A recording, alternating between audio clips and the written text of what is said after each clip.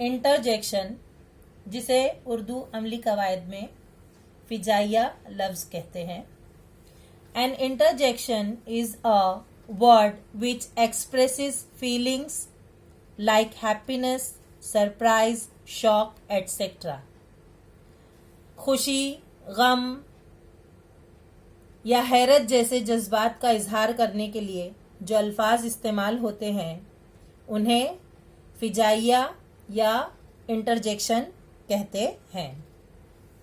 Example: oh, you are home.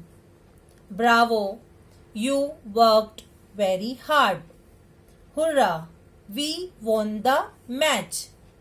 Oh my God, look at the time.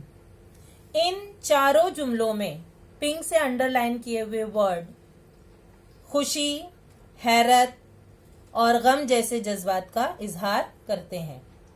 एक और ख़ास बात यह है कि इन वर्ड के आगे जो ये अलामत लगी हुई है इसे उर्दू में फिजाइया अलामत और अंग्रेजी में एक्सक्लेमेशन मार्क कहते हैं.